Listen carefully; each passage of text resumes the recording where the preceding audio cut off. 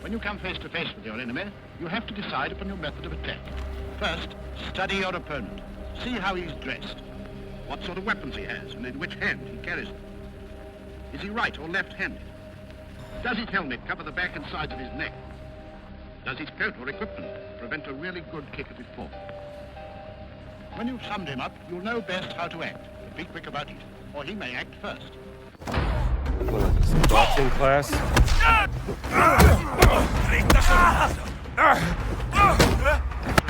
Throat, bit of the stomach, or the foot. Or stomach, or face.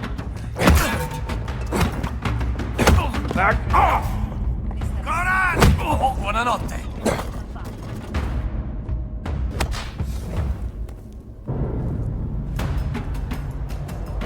السلام عليكم يا أستاذ. Not pretty, but practical. Welcome back, everyone, and so today I'll talk about the unarmed fighting skills Indiana Jones from Raiders to the Great Circle.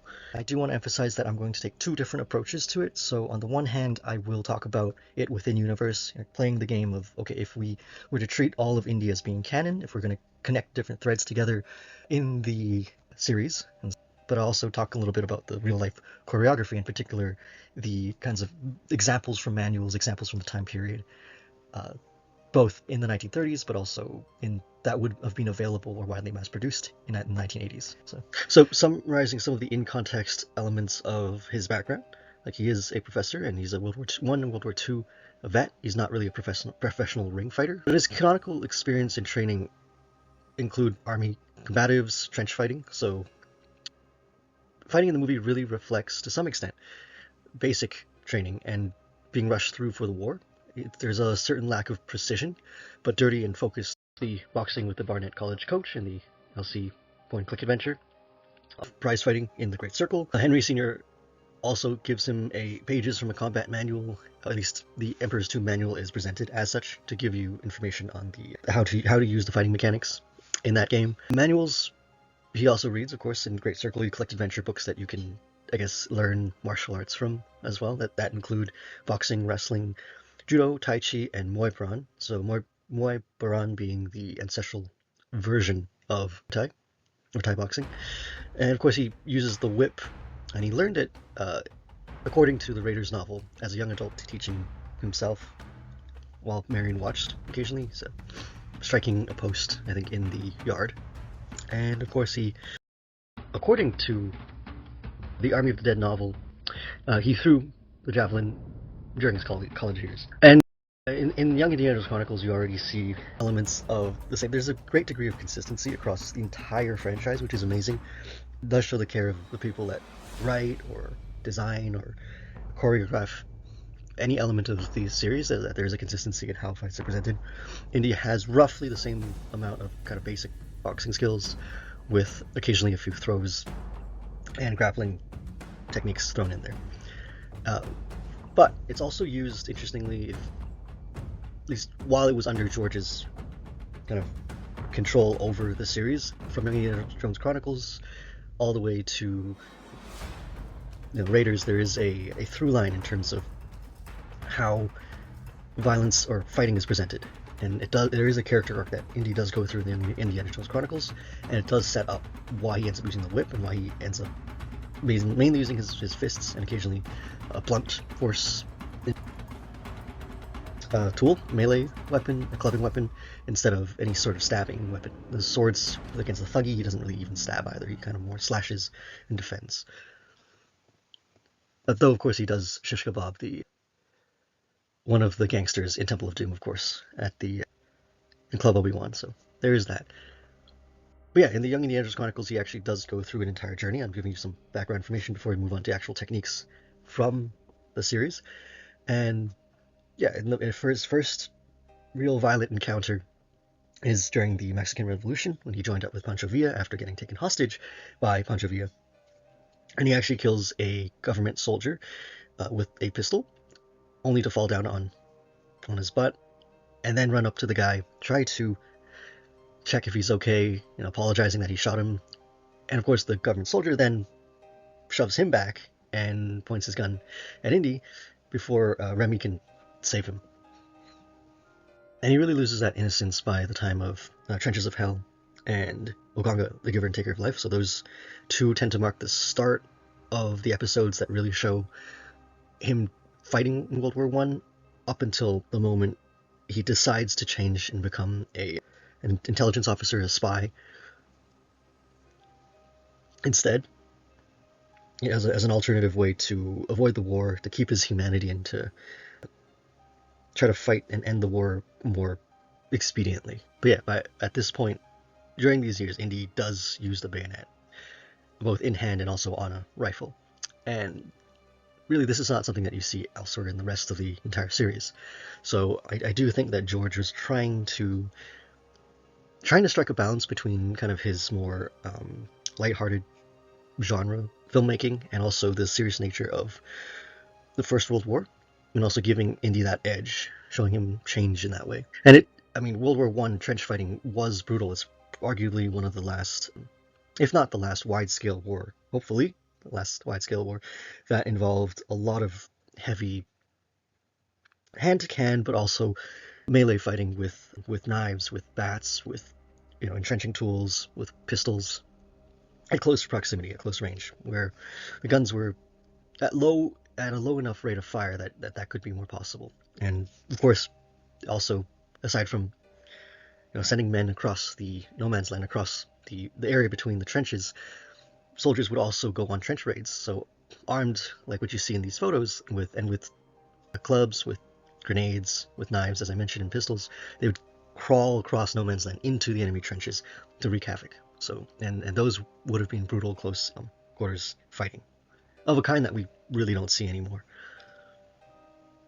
So as much as one might say Indy doesn't have very clean technique, the character himself is designed to be somebody who doesn't necessarily simply have clean technique, but rather has a very kind of desperate way of fighting, and also somebody that uses weapons a lot, right? Which we do see, right? He uses whenever he can, right? Whenever he can pick up sledgehammer, hammer, hose as a weapon. That said, if we were to take into account real life World War One fighting methods, that isn't to say that in World War One the unarmed combat component wasn't highly developed, and they were actually. Again, this is a world war, so a lot of different talents, a lot of different very knowledgeable, very skilled people in boxing and wrestling, in judo and Japanese jiu-jitsu and savate, French foot fighting, were involved and did develop systems. And even though we think of, let's say, judo and boxing as being a very modern mixture, they actually did exist in the past to some capacity, right? You have, just to give you an example, this is Alan Smith. He famously created a training film for World War One American soldiers, and you can see some both knife fighting in the trenches as well as boxing and some early phase judo jiu-jitsu of that time period.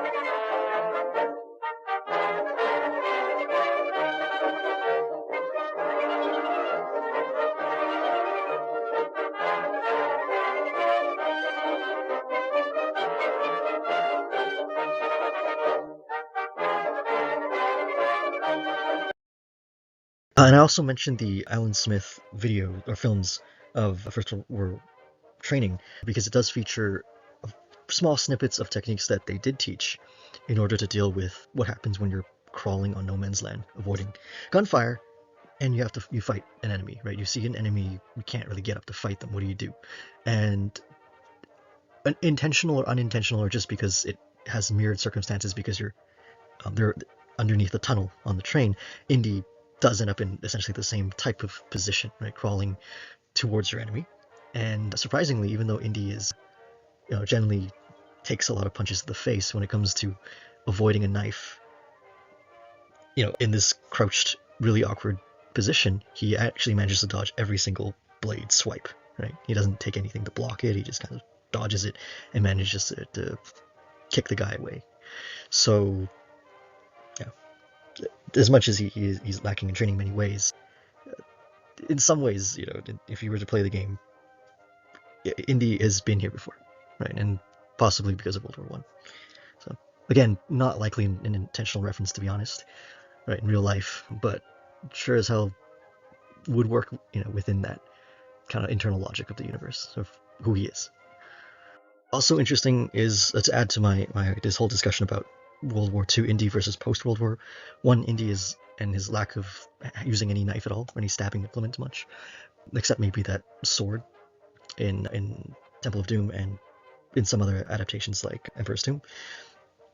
Yeah, in that kind of post World War I period, the only knife that we know he's ever carried really is a little pen knife, right? In Raiders of the Lost Ark, when he tries to cut the bindings of Marion to save her, which he ultimately decides not to, of course. Yeah, he never does carry any other type of knife, which would be practical in a bunch of different circumstances and sequences, right? Both from practical perspective, but also in terms of adapting his World War I background. And interestingly, he suffers for that, right? In the intentionally or unintentionally, maybe to make it harder for the main character and to create more drama, or to make it more kind of PG for kids, right? Not having your main character take a knife and stab people. That might be the case, but it also fits in the universe itself, right? Because he doesn't carry anything but a little folding pen knife, which would be very hard to pull out, right? And he keeps it in his satchel every single time, including in Dial of Destiny.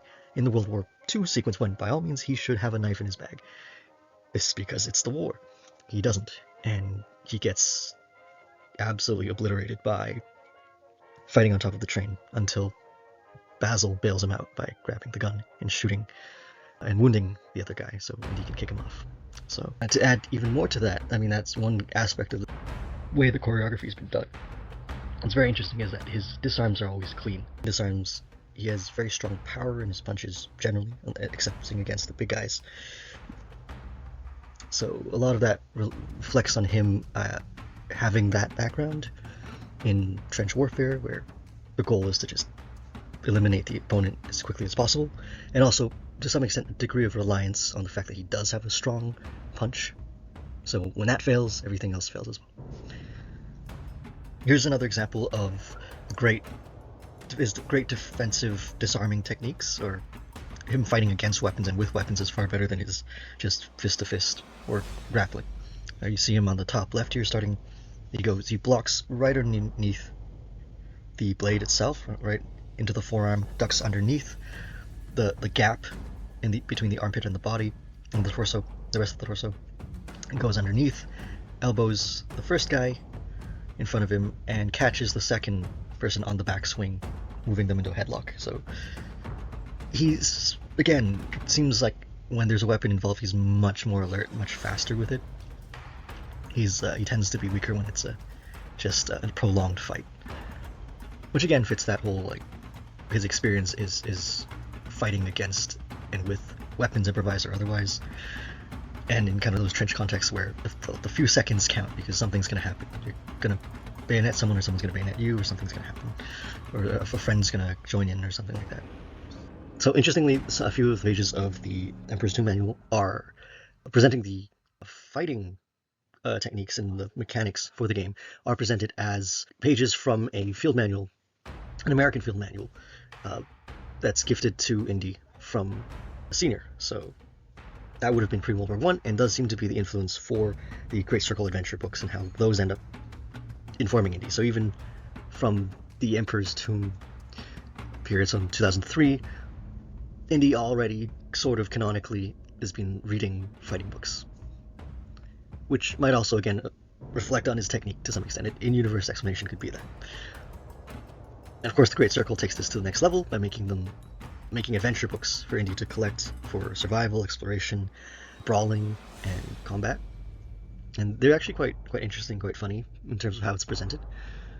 They range in relevance, so sometimes they're almost a little sly, kind of tongue-in-cheek joke um, as well, because they can range from actual submission grappling manuals to a Tai Chi manual that teaches the bob and weave, which is more of a boxing thing, of course, to the Street Scrapper 1, which shows a gangster on the front, and to firearms manuals, but also just like things like Splinter Smash, which is a tennis manual that I guess Indy learned something from. So he's learning how to fight from everything, basically. He's Mr. Miyagiing it through books, like the academic that he is. Yeah, so the actual list does describe some of the specific styles, right? Again, Wakuran, Tai Chi, bullfighting even, judo techniques, and a bunch of boxing books that are kind of left in the original language. So even with the martial arts ones, though, in some cases they can be easier to explain with, let's say, jumbo grip. That's increasing Indy's ability to clinch with heavier opponents. Some of the other ones are a little bit harder to justify, though. Why the Bob and Weave is a Tai Chi book, I don't know. Though the Tai Chi Chuan classics are an actual thing, it's a collection of old texts. And on the art itself, from a period in time when it was generally more a martial art than it is a kind of better known as a health practice these days. So anyways, I'll let you read the rest if you'd like to pause and read, or just move on to the rest of the video. Things like Splinter Smash, though, of course, that book that you see as Splinter Smash is actually the proper player.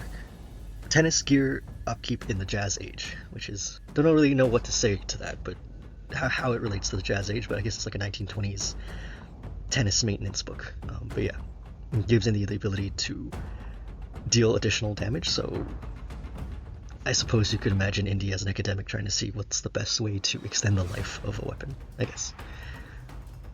You also have a book called the Treatise on the Structural Integrity of Physical Objects when Subject to Violent Force. So, yeah, I mean, it's both silly, but I guess it's also something an academic might obsess over. And again, the famous Lucky Hat book that you get, I think that's the first adventure book you can get in the game, is actually translated as From Check to Checkmate, so that allows Indy an extra life, and the chess book is From Turnaround Tactics to Chess, or Turnaround Tactics in Chess. And you get an upgrade for that is Winning Materials. So Indy's gathering from as many different sources as possible, I guess. But these books are be taken with a grain of salt, I suppose. That's if we think of it in universe, if we're trying to play the game of kind of linking together canonical elements. But we could also think of it from the perspective of real life choreography, and Raiders in particular was filmed when World War II was only 30 years old or so, and World War I was just only 60 years prior. So we're talking about a generation in time when there were a lot more World War I, World War II vets around, but also martial arts that were inspired by that period in time. And that's again very much old boxing, wrestling, and then up until the late 60s, you have the Bruce Lee movies, Bruce Lee's movies rising to the top, as well as the rise of karate right afterwards, or karate, as Voss likes to enunciate it as. Yeah, and so again, boxing, wrestling, judo, Japanese jiu-jitsu as a mix isn't new, right? The Brazilian jiu-jitsu element is new, but this was and has always been a very popular combination in the armed forces, at least. Maybe not so much in civilian context, though it still was a thing in the 1900s that jiu-jitsu, or Japanese jiu-jitsu specifically, was popularized to some extent, right? And you have a lot of mixed early versions of kind of hybrid martial arts like Bartitsu, which mixed stick fighting, Lakan, with boxing and judo, jiu-jitsu, and savate. That was the most common combination, if one were to mix martial arts. World War I and World War II did also lead to a proliferation of combat manuals well before Chinese Kung Fu or karate books in America existed.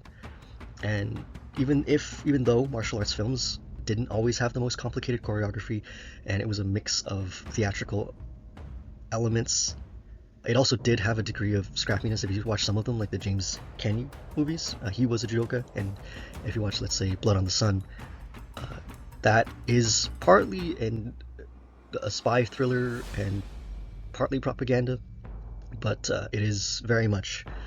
It has a lot of things that you wouldn't expect to see from that time period in terms of chokes and holds, filmed in a pretty dynamic manner, and it. So these things did exist beforehand already. Even Theodore Roosevelt learned jiu-jitsu, at least the form of it. And while it isn't the epitome of fight choreography in terms of its complexity, no high kicks or fancy flurries or flashes of kicks, it hasn't a specific authenticity to its roots, as originating from a period in time that was full of conflict. Another element, I don't know too much about the fight choreographers, but Pat Roach, who plays the big, heavy, the German mechanic in Raiders, and the official that we don't see in Last Crusade, unfortunately that one was cut, but we also see him as the big thuggy in Temple of Doom. He was actually a pro wrestler as well. He wrestled, and some of those elements do seep into Temple of Doom in particular, and you'll see. And that's probably because for good chunks of it, Harrison was actually out of commission because of his hernia. And so a lot of it was Vic Armstrong fighting Pat Roach, Vic Armstrong being Indy's stuntman, or Harrison's stuntman. So let's actually start with the grappling, because I think that's an aspect that might be more exciting or less familiar to most fans of the series and non-fans of the series. If you're ever you think about Indy fight in your head, it's mostly just haymakers and basic boxing. But actually, Indy does favor several grappling techniques, very basic techniques, but he does have it nonetheless.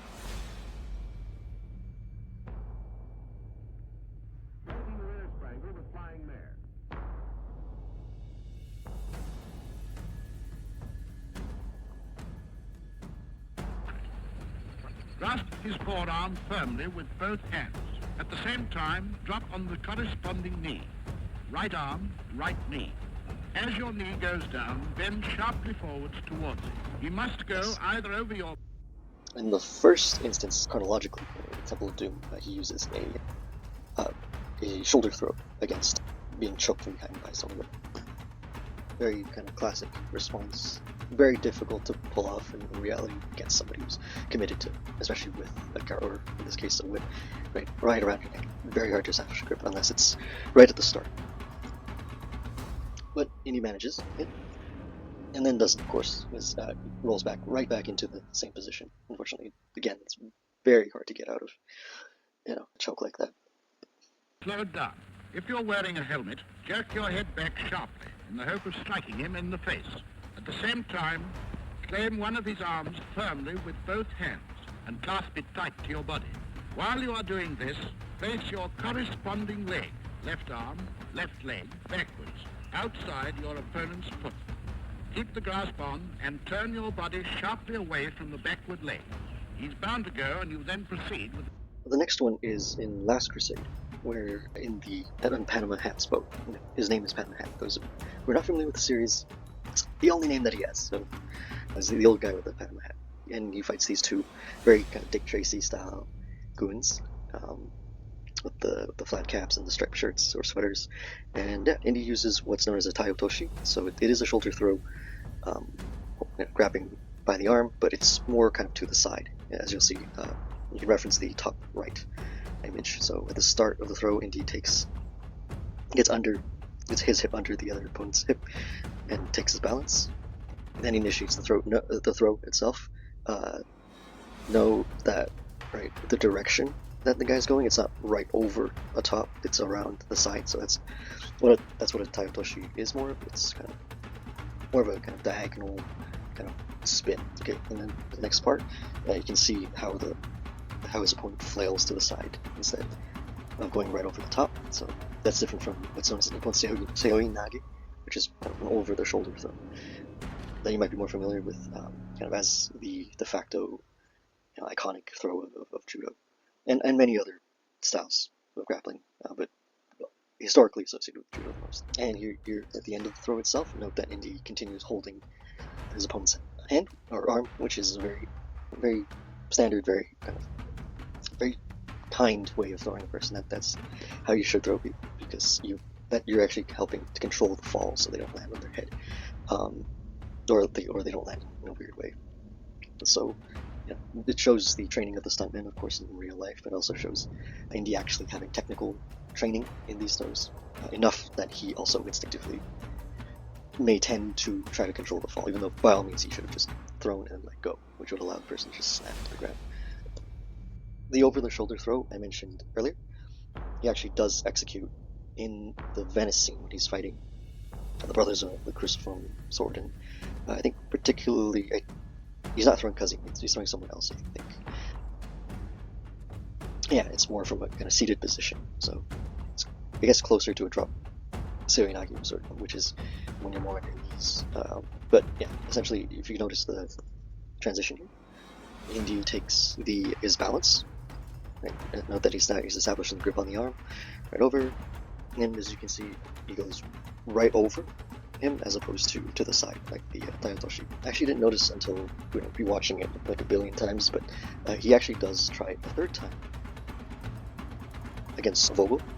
Right, and you can see that he's in the same exact position. Initially I thought it was more of a shoulder throw, but it seems like he's a hip throw, but he's actually moving into the position to get an attachment on the arm. Right, for comparison, he's even got his left arm hooked underneath the upper arm of Vogel, and he's trying to get the arm to straighten out for him to not to get a good grip, as he does in the previous instances when he uses shoulder throws.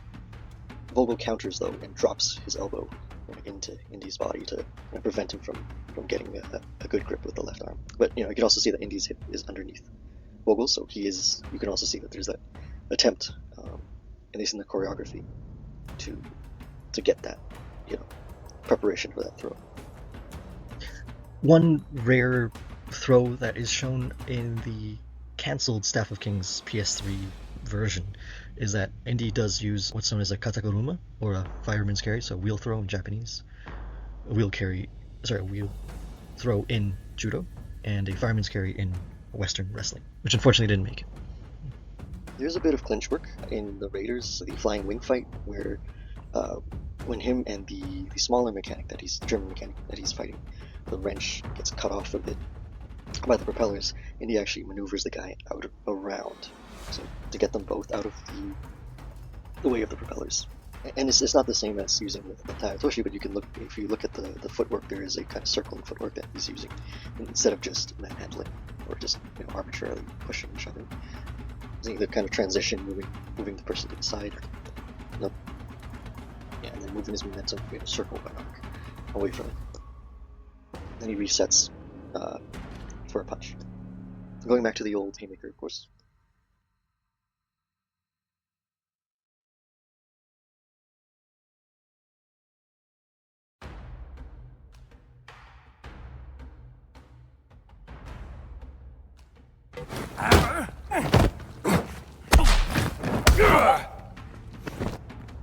Well, looks like company.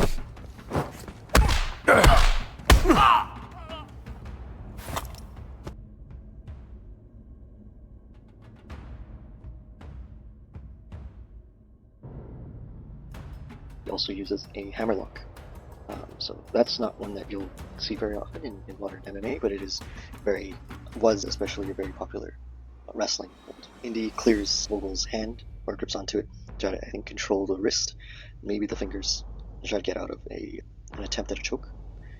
Transitions outwards around it, and unfortunately from the angle they chose, it looks a bit rough.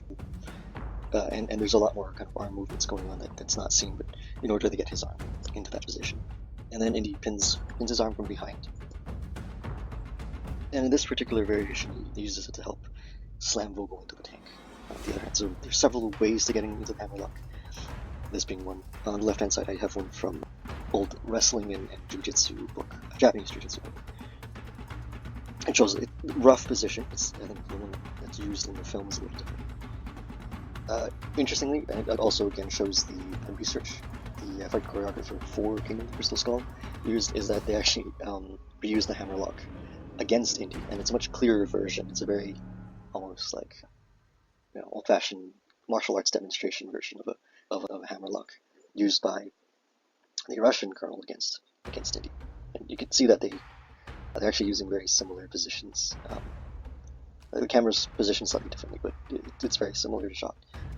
To counter the hammerlock, Indy uses a back elbow, or used to be called a pivot blow, against the colonel, but of course, if it was sunk in deeply, would have been very difficult to pull out a back elbow, but that is both something that Indy does do in Game of the Crystal Skull, and also is present in old manuals as well.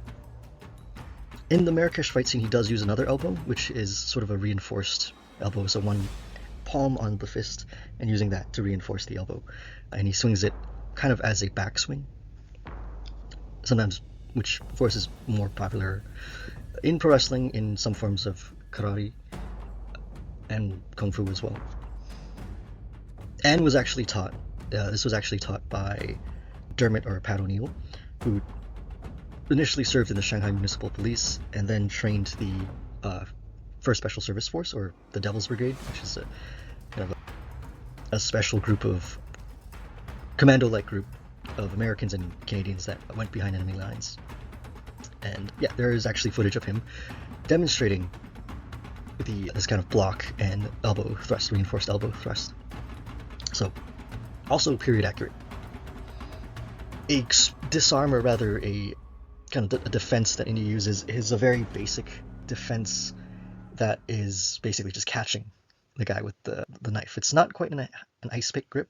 Ice pick grip, it's more like a downward slash with the knife blade upwards, but Indy catches it with his hand, and that's not a very technical technique at the outset, and certainly you see it in many movies back in the day, even before Raiders, of course. You see it in a lot of kind of dramatic theatrical productions of a person trying to kill the other person. They put the hand up, and then old-timey music ensues to show the absolute drama that it is to wrestle with the enemy in the film.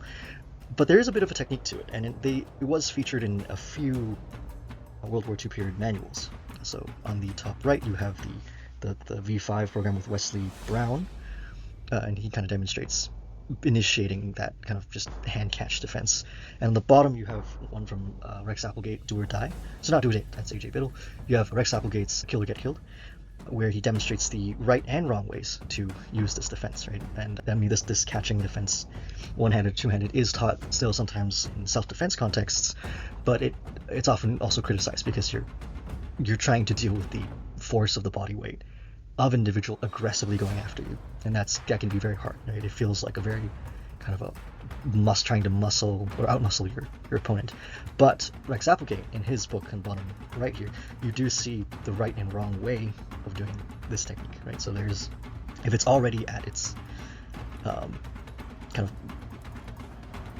going straight down towards you, that's really not going to do the job. And he prefers a parry, kind of to the side instead. But the only right way to use it is if it's at the initial part. And you see this on the top right, even though it's not explained by Wesley Brown, is that, yeah, you have to catch it right before full extension, so it hasn't gained that level of force. There's not enough body weight committed to that attack. So, yeah. And this isn't a statement whether you should or should not use it, but just it's interesting that there are these techniques that, where we might, a lot of people might clown on them, but they have been thought out by some people in past generations, and they are aware of certain weaknesses. It's just that the awareness, the workarounds, the reasoning for certain techniques, and how they thought of using it is kind of lost, and more criticism, as always, kind of unfortunately prevails rather than trying to rediscover and better understand why they did what they did, right? And again, I mean, there's no such thing as a good thing in knife defense, honestly. Personal opinion, knife is just bad news, right?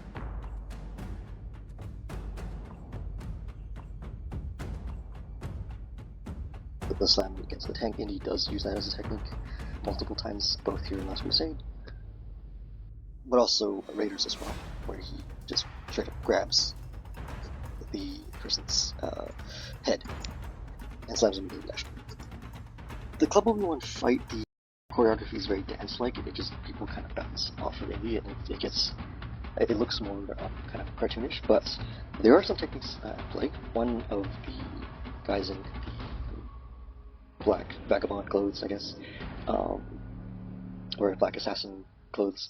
He actually tries to jump on Indy to get, I think, a choke, and he actually puts both of his legs around Indy's body to try to get a body scissors. So a body scissors is when you wrap your legs around and you can cross your ankles over, and you use that either for control, but technically it can also be used as a bit of a constriction against breathing. So famously, if you've ever watched the James Bond movies, if you've ever seen GoldenEye, Xenia on the top, and that character is actually using the body scissors as a choking technique, because you're crushing against the ribs, basically. In and of itself, unless you have incredibly strong legs, not really going to stop a person, but it can certainly help, both with controlling and also with establishing, let's say, a choke to finish it off. And Indy being much bigger and heavier, and the guy trying to do that from a standing position, I guess to drop backwards, Indy grabs his legs and kind of just shucks him off to the side.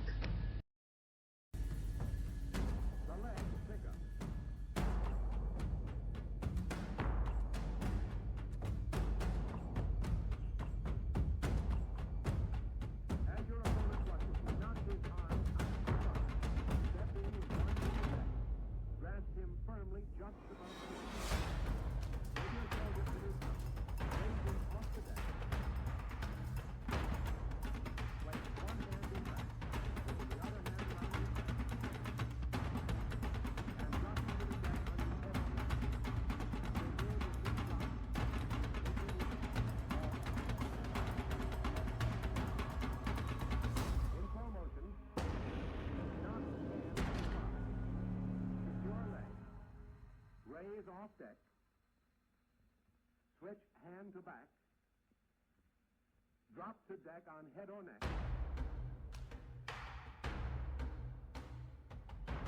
Knee drop to rib.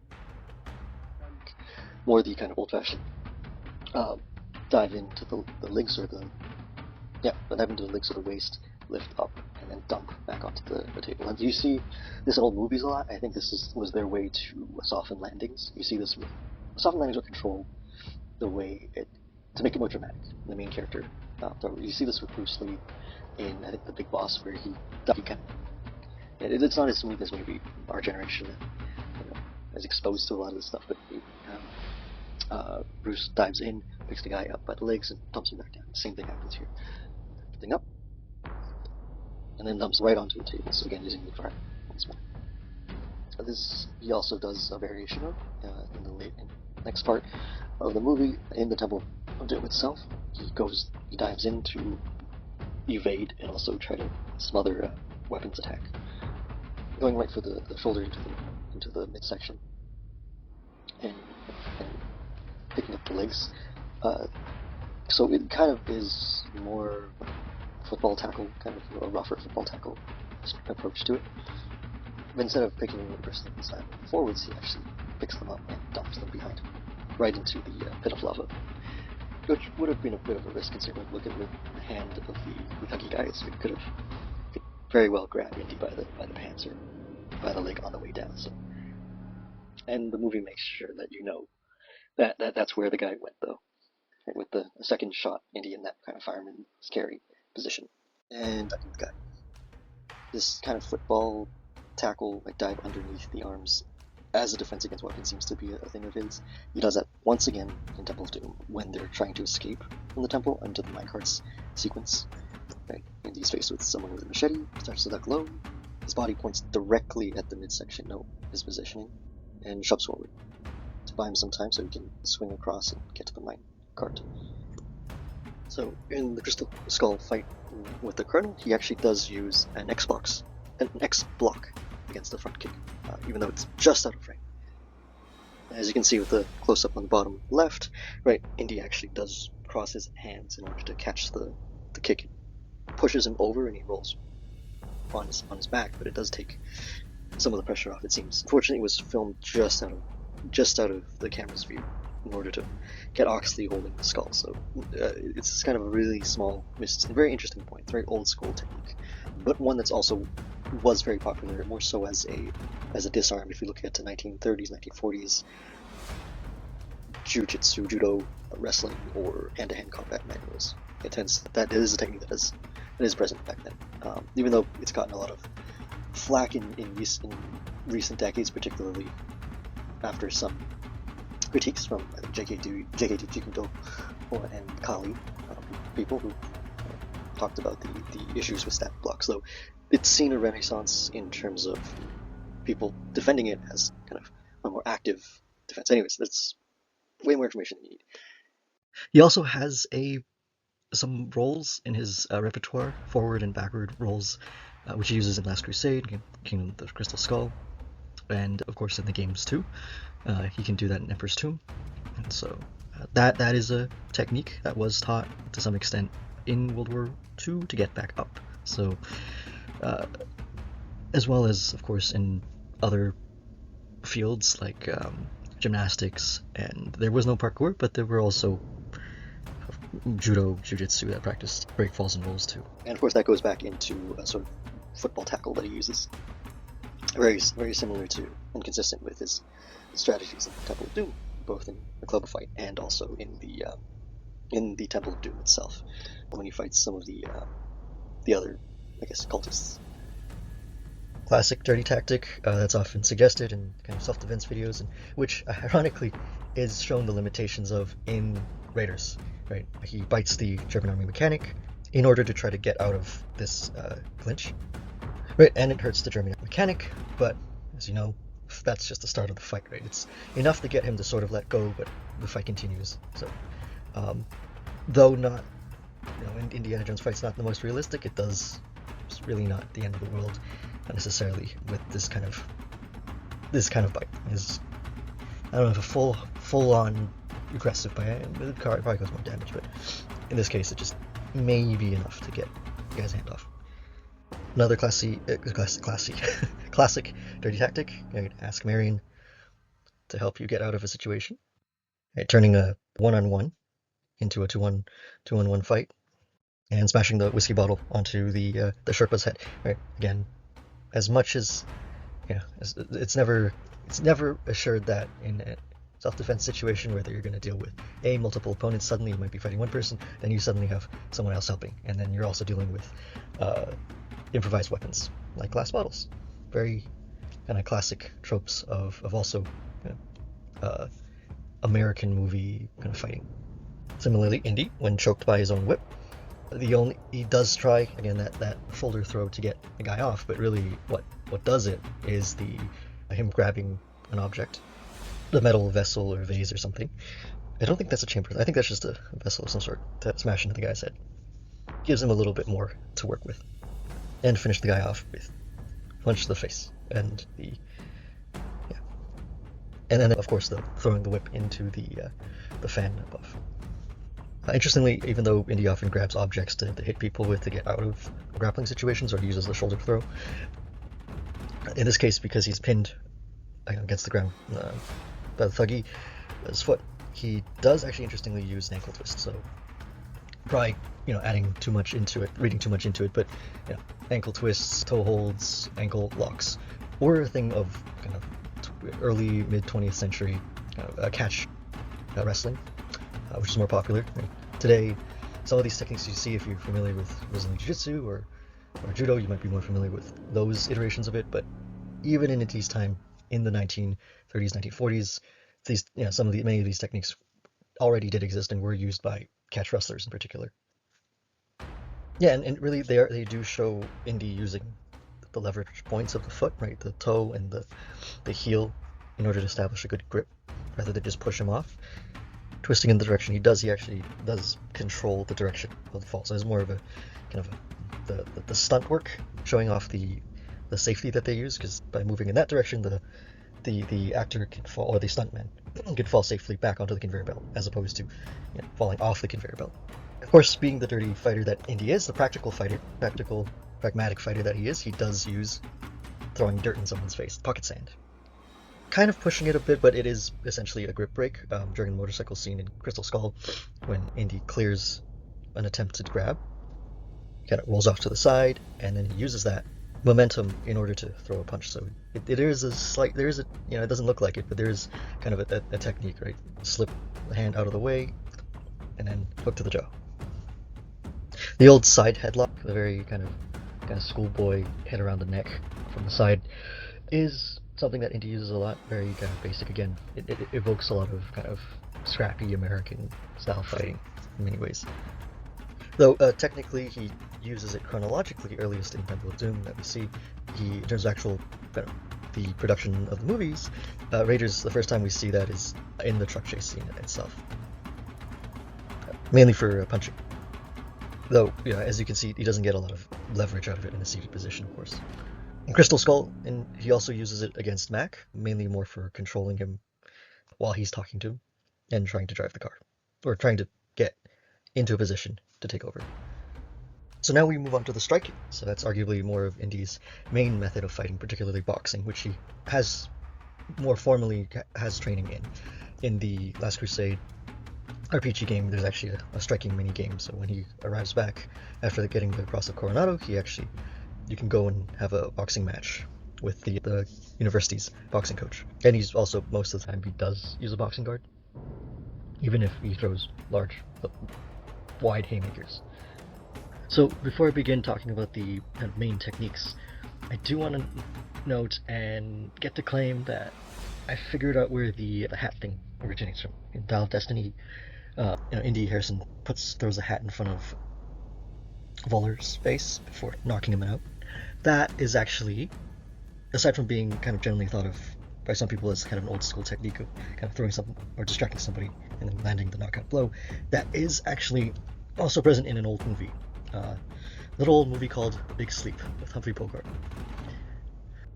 And Lauren Bacall, of course.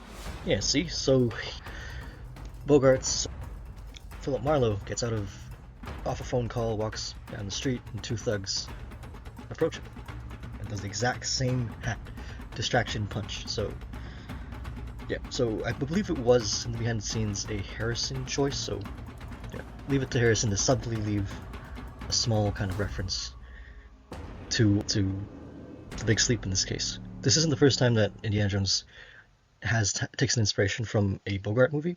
Treasure of Sierra Madre, of course, is one of the main influences on Indy's kind of fortune and glory outlook, during his younger years at least. And the movies make it very clear that Indy is more of a scrapper and also throws his fists too honestly, right through the target, or missing it completely, as in this case in Crystal Skull, where he tries to punch so hard he spins himself around rather than kind of follow up. So Indy does have a stance, but he's most often stuck with throwing too hard, and as a result his punches actually get caught. And that actually happens both in Raiders against the German mechanic, and also in Kingdom of the Crystal Skull against the Colonel. Indy also has a parry, a palm block from Indiana Jones and the Great Circle, and that is an actual old style, but also modern technique, though the way he does it is more kind of akin to bare knuckle boxing. This is an example from Hazlitt's famous book that influenced many different boxers, and also Bruce Lee, who actually took inspiration from a lot from this manual. Yeah, it's just a basic palm block. Though Indy does use it with his fingers a little bit flared too much in the game, that I guess shows that he's kind of more of a scrapper again, but it's actually very, very bad for the fingers. If you just miss the fist a little bit, you're gonna have a few busted up fingers, which is not fun, speaking from personal experience. Another one that is very much more old school is the stop, as Hazlitt calls it, but it's also sometimes called the shoulder stop to be more specific. Essentially, you're shoving against the shoulder in order to take off some of the power from a shot. So maybe you can't get enough power to counter punch, or time to counter punch. Shoulder's a bigger target to kind of slow it down. So you might still get hit, but it's sort of the Hail Mary to save your butt when you can't block it or dodge it or bob and weave around it. And it is a staple used even by up until the past few decades by folks like George Foreman, right? In his comeback matches, he used a lot of framing, a lot of controlling of the shoulders in order to defend against his opponents. In the game itself, Indy also follows that up with a short hook to the jaw as a follow-up to the shoulder stop. So he is blending techniques. In fact, the boxing in Great Circle is a little bit more technical, very much because it is in first person. So you're seeing little minute elements to it. And yes, it might not have the most complex fighting system. I think Fight Night Round 3, I believe, had like a in the ring mode that's the most complex boxing that I've ever seen in first person. But that's a whole game designed around doing one essential thing. So, and also wouldn't be too indie, to be honest. Great Circle also occasionally has indie, and also the enemies sometimes put up kind of cross cover. Not quite a technical cross guard that a few boxers in the 1800s, 1900s, into maybe even the 1980s would use cross guards a lot more often. Some woodcut images, but also Archie Moore here. So Indy does have a personal combo that he tends to prefer. Now, this is best seen in the movies in Kingdom of the Crystal Skull, but it is also present in Temple of Doom and Emperor's Tomb, which was made in 2003, so in between the original trilogy and Crystal Skull. And essentially it's a forward and backhand motion. So he punches with the right hand, he goes back with the backhand and the same arm, and then he swings with the other hand. So let's say it's a right hook, back fist, then left hook. Tends to be a combination he prefers. And the Crystal Skull example is more like he's kind of windmilling his arms a bit more, so it's a little bit more wild. His favorite combination does originate, though, in Temple of Doom, technically. More so when he's in kind of the mount position, beating the thuggy. He goes for a right hand, then he goes back. He swings all the way around, and he uses a backhand, and then he switches hands to the left hand to punch. And we know this is definitely a technique that he knows, that he uses, a combo that he teaches Short Round, or Short Round copies him because he's seen it enough times, because we have that kind of father-son zoom out to Shorty also doing the same combination on the Maharaja of all people, though he's in a trance, of course. And this technique does have a basis actual boxing, old boxing in particular. Bob Fitzsimmons, who was a heavyweight champ, he was known for his Fitzsimmons killing shift.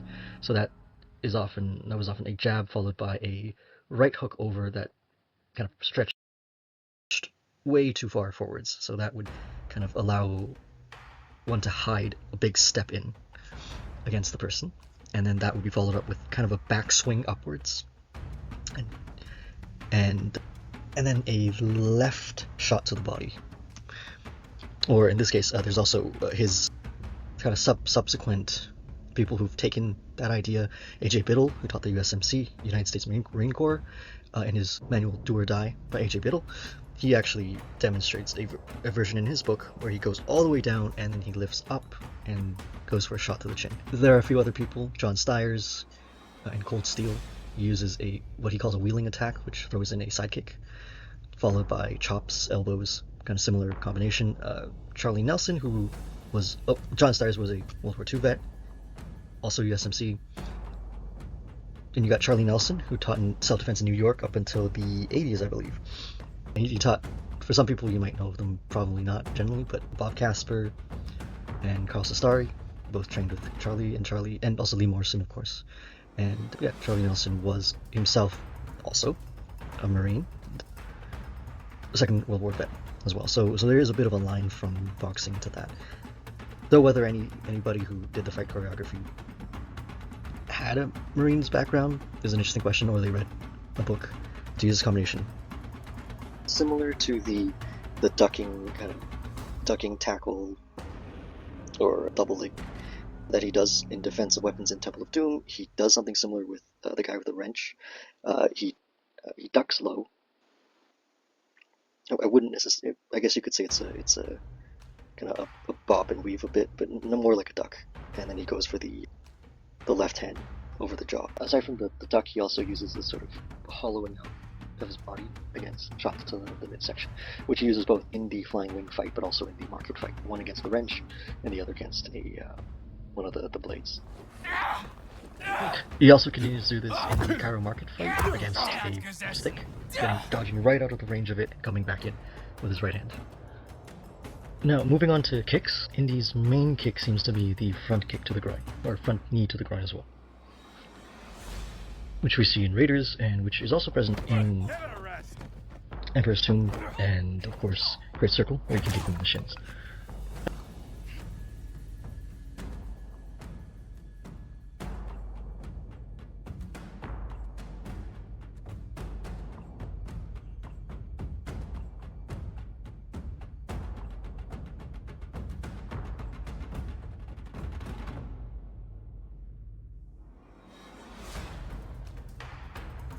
Now, in the Marrakesh fight, as it continues, Indy does have a kick here, and at first I thought it was just a front kick, like he does in the Flying Wing, the airplane fight in Raiders against the big German mechanic and played by Pat Roach, and he fails to, have any effect kicking him in the groin. But this actually isn't. If I slowed it down and took screenshots of it, and it starts off like a running kind of soccer kick to the groin, but it actually angles off to the side and goes up into the opponent's midsection, right? And it's a little, for anybody who does kind of kicking art, Muay Thai or Savate or Taekwondo, you might think it is, admittedly sloppy, and I think partly it's meant to be, but it does end up being an angle kick of sorts, or a roundhouse kick, as old timers would call it. And yeah, it is a strange choice. I didn't expect to see this. For years I just thought that was just a front kick. But yeah, that, if we want to explain it in universe, be Indy using experience from his days in the Belgian army, right? And also his days in French intelligence, right? Savate does have these kinds of curved kicks though, and albeit more so with the point of the toe, whereas Indy kind of seems to make connection with his shin. Outside of universe, that could just be a very small influence from kind of the martial arts cinema surrounding it, right? 80s was a time when Bruce Lee already happened, karate and the kung fu craze was ongoing. Yeah, and angle kicks, though, don't generally show up at all in World War II manuals. Hand-to-hand combat manuals didn't show them too much, so this is an oddity. It's also, they existed, of course.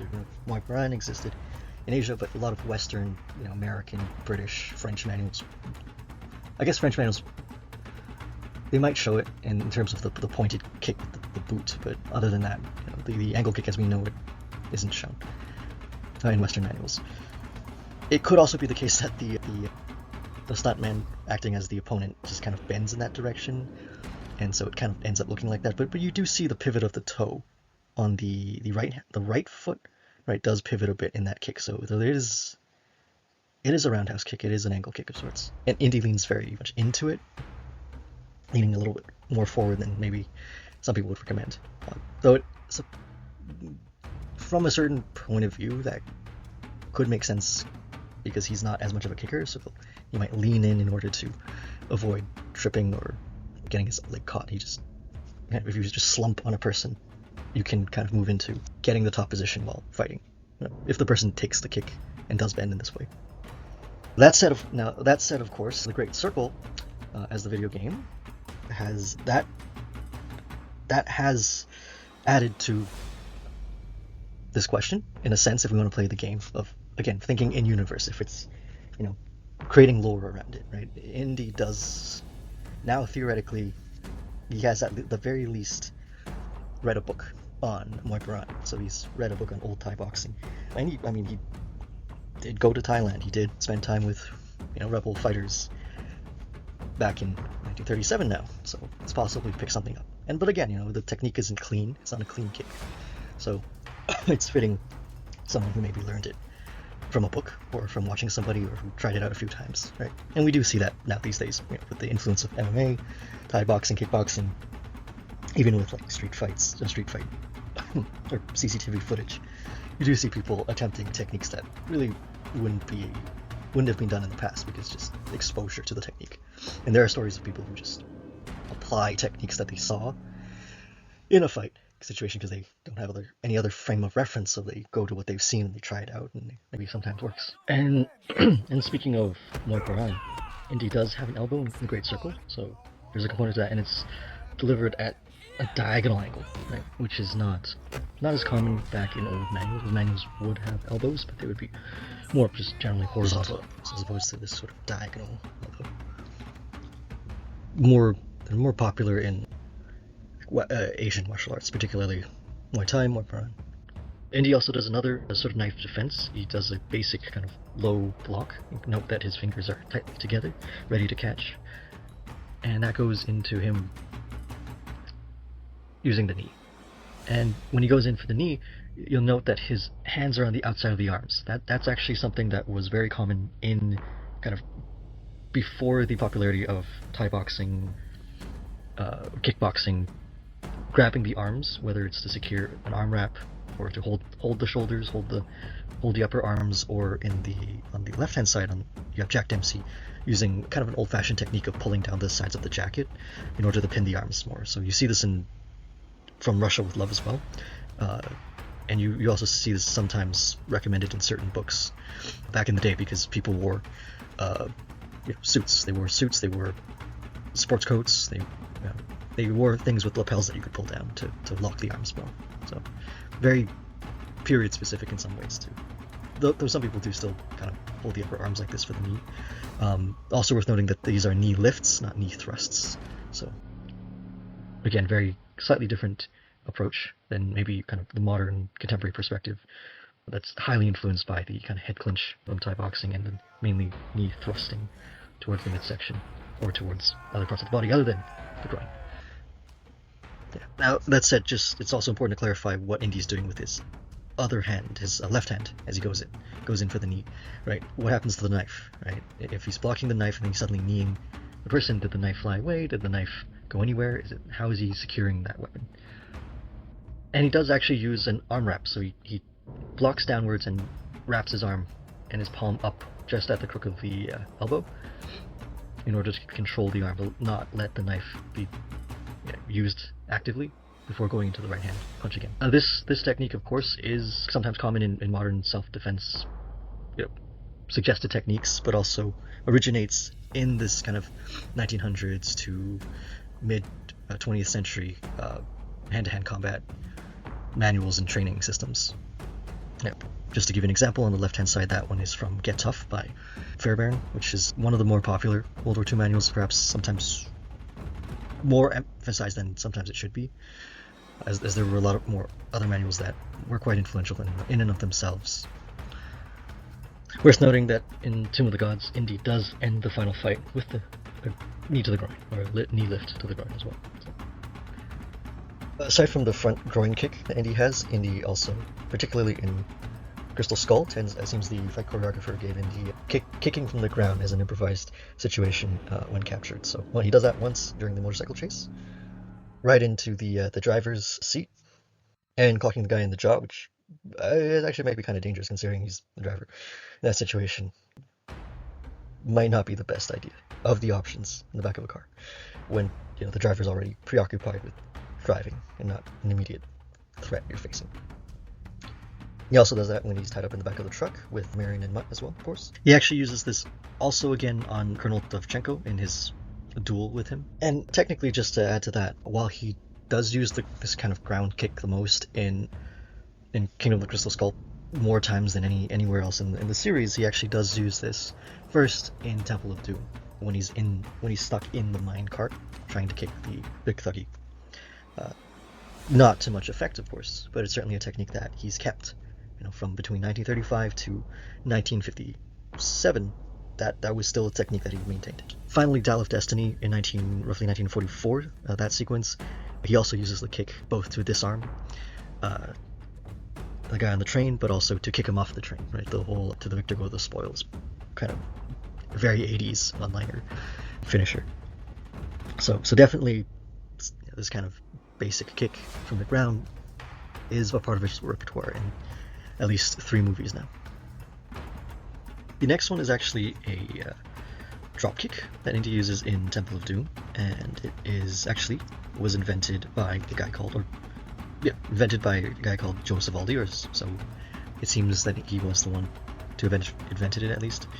And he was a pro wrestler that fought many matches, and Indy, if we were to do this in universe, if the dropkick was introduced in 1934, and Temple of Doom happens in 1934, and then the Temple of Doom happens in 1935, well, it's quite possible that he saw a match of Joe Savaldi's and decided to try it out against this big guy.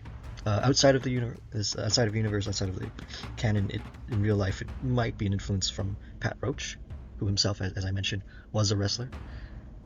A side note, though, another interesting point about Joe Savaldi is that he, like Indy, but in real life, did become an OSS agent in World War II and did fight behind enemy lines on kind of secret missions that are quite amazing to hear about, to read about. If you look him up, he did some very interesting things in Italy. That said, the dropkick was technically entered the hand-to-hand combat literature of that time period of the Second World War, and slightly after, in, I believe it's Robert Carlin's Combat Judo, not to be confused with Kosnick's American Combat Judo, which they're two different books. And in this one, he suggests that the dropkick as a solution against the bayonet, or a knife. So might not be the best idea, in all honesty, and certainly very few people also suggest that as a solution. But yeah, technically there is at least one manual that has suggested using this specific technique in actual situations.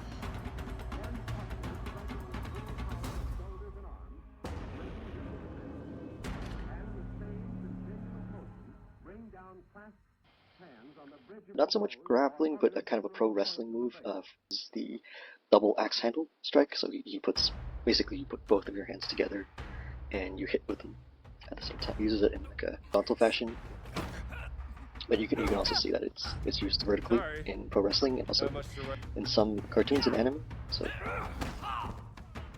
a Dragon Ball Z example.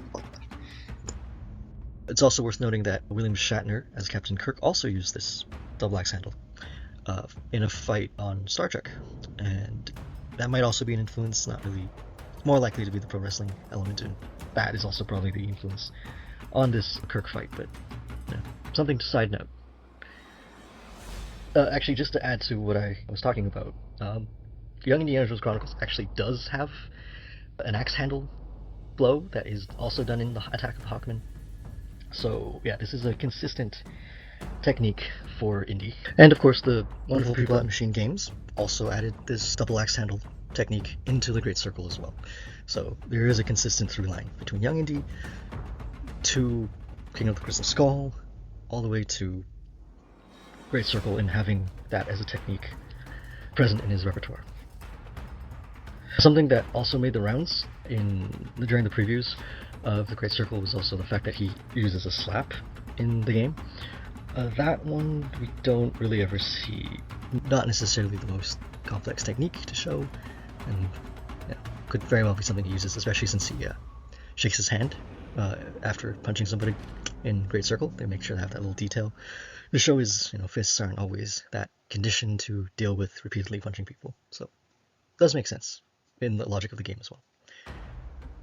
So, interestingly, kind of in conclusion, Indy does have a far greater repertoire than expected, but it's subtle and it's still simple, right? If you're a martial artist, if you spent, over 5, 10, 20 years, 30 years in martial arts, a lot of this stuff is familiar to you. Nothing here is necessarily mind-blowingly different, but it is, from a historical standpoint, very much reflective of his time period, and the fight choreographers avoided any kind of too martial artsy kind of techniques or ways of showing it. They really emphasized it being more kind of desperate and sloppy, and that's not because the fight choreographers could not. Right? If you look at Short Round's choreography, he uses a lot of martial arts kicks, and even when Indy's fighting the people in Club Obi-Wan, they use a lot of fancy techniques. It's just Indy is meant to be the kind of old-fashioned American guy with boxing, maybe some wrestling and judo thrown in there. And some pro wrestling, of course, too.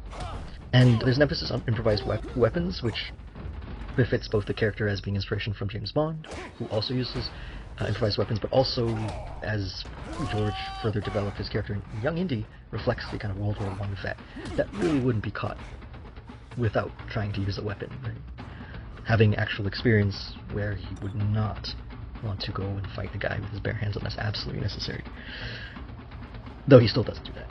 And also the degree of recklessness in terms of running around gunfire, which would have been necessary, that kind of recklessness, in order to be able to fight in World War I. You would be told to run over into no man's land, right into machine guns, into rifles that charge at the enemy, right? Which is, you know, kind of insane today, but was the unfortunate strategy that was taken. And there's a dash of kind of the old cowboy style haymakers as well, and it